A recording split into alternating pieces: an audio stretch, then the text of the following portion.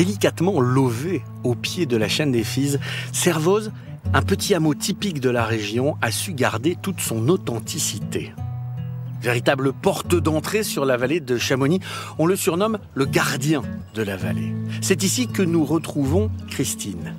Elle est guide de profession et elle connaît cette région par cœur. Et pourtant, elle ne se lasse jamais de regarder et de toucher les éléments qui forment ce magnifique tableau dans lequel elle vit depuis toujours.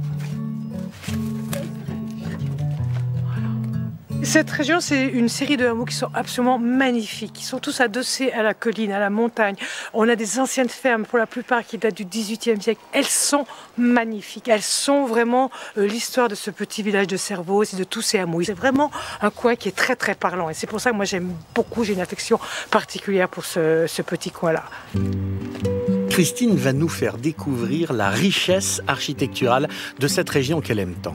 Et cette visite commence par cette demeure imposante, une des plus grandes du hameau. Elle ne ressemble à aucune autre. C'est la maison du lieutenant, une bâtisse qui daterait du XVe siècle, mais dont l'origine et la fonction restent encore un mystère. C'est plutôt une énigme, cette maison, parce qu'elle est plus grande que toutes les autres. Elle est vraiment magnifique. Elle a 3 étages, dont 2 balcons qui sont faits de pierre de schiste. Et puis sur les côtés, on a ces tourelles qui ouvrent sur certaines parties sur des meurtrières. Donc, quel était le but, quel était l'usage de ces meurtrières? On n'en a strictement aucune idée. Bénéficiant d'un point de vue exceptionnel sur toute la vallée, cette demeure atypique attise les convoitises. Et lorsqu'un particulier a voulu un jour la racheter pour la transformer, ce sont tous les habitants du village qui se sont mobilisés pour que cette maison soit rachetée par la mairie. Bonjour Nicolas. Bonjour Christine, bienvenue. Nicolas est le maire de Servoz. Pour lui, cette maison est un patrimoine emblématique du village. Et il est fier qu'elle soit devenue aujourd'hui un centre de transmission ouvert au public.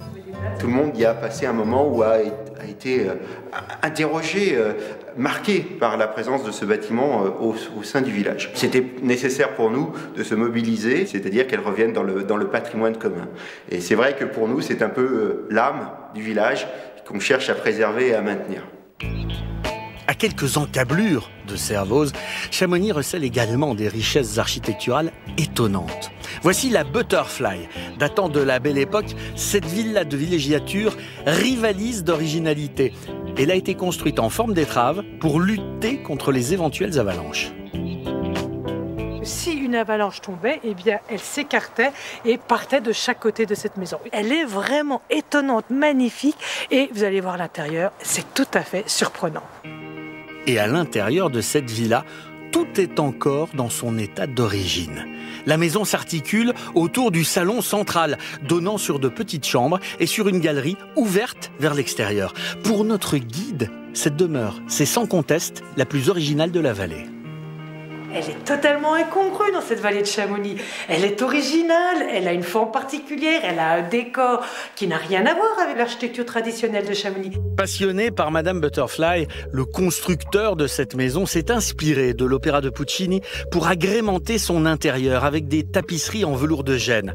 Et pour Christine, ce décor extraordinaire est un véritable voyage à travers le temps.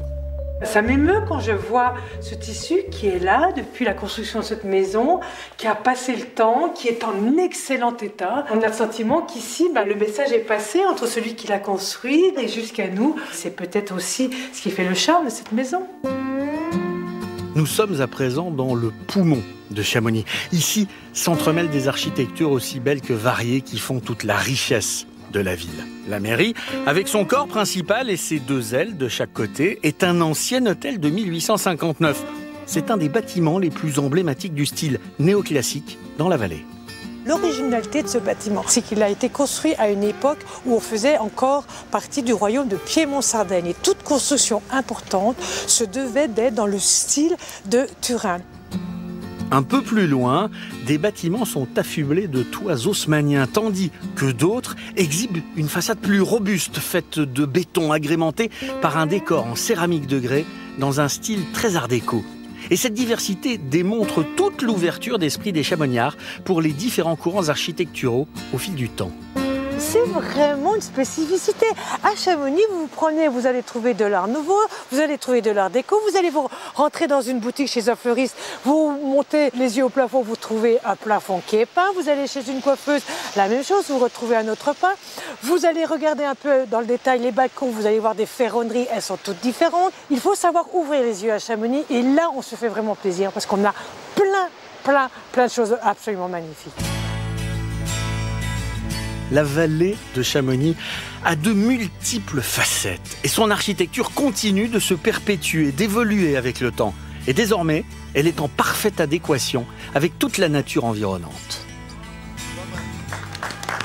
Alors ici, à Chamonix, les alpinistes ont bien sûr fait la renommée mondiale de la station, mais il y a eu aussi à l'époque quelques people comme George Sand, comme Victor Hugo, comme Chateaubriand qui sont venus, qui ont écrit et qui ont fait la renommée. Napoléon III est venu marcher sur la mer de glace et ils furent toujours guidés par des chamoniards. Et Christine Boismont-Lasserre fait partie de ces héritières de tous ces guides. Elle a toujours été passionnée par l'histoire de la vallée de Chamonix, qui est devenue son terrain de jeu. Elle a écrit des livres sur le patrimoine chamoniard, sur notamment le passage de la vallée de Chamonix du royaume de Piémont-Sardaigne à l'Empire français en 1860. Et surtout, elle aime faire elle aime faire découvrir ces lieux magnifiques à sa manière, toujours en racontant des anecdotes sur les lieux, sur les personnes qui ont habité, les gens qui ont fait